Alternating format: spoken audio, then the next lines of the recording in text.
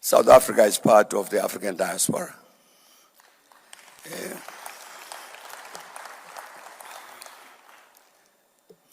That's part of what hurts me when I see things like Operation Dudula.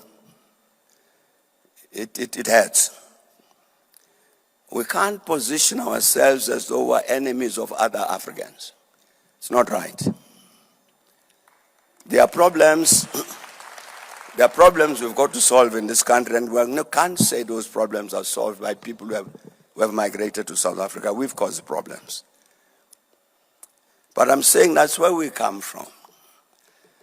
And Tiosoga was saying, rather than Former President Thabo Mbeki has expressed deep sorrow over the growing hostility towards foreign nationals in South Africa, saying it pains him to see movements like Operation Dudula blaming migrants for the country's challenges. Speaking at a Thanksgiving event in Johannesburg on Saturday to mark the 15th anniversary of the Thabo Mbeki Foundation, the former statesman said it was both wrong and dangerous for South Africans to turn against their fellow Africans. He said, "When I see things like Operation Dudula, it hurts. We can't position ourselves as though we are enemies of the Africans." He acknowledged that South Africa faces serious social and economic challenges, but insisted that migrants are not to blame.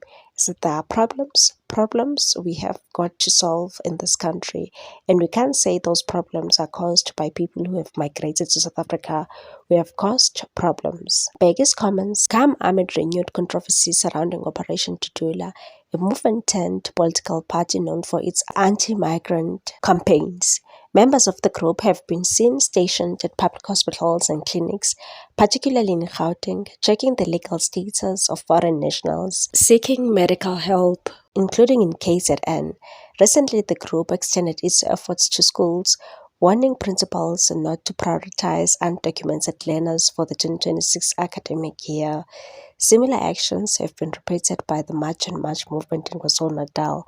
While some citizens have welcomed these actions, others have condemned them as xenophobic and inhuman. Mbeki said the growing anti-African sentiment in South Africa runs contrary to the principles of Pan-Africanism and solidarity that guided the country's liberation struggle.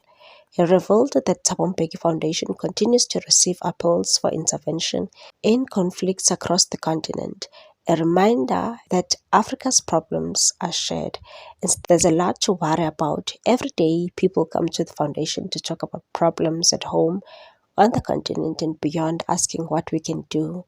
He recalled a recent meeting hosted by Foundation on Peace and Security in Africa, where the situation in the Democratic Republic of Congo was discussed, and said many Congolese attended. They told us that while the world sees the conflict in the East, there are also deep problems elsewhere.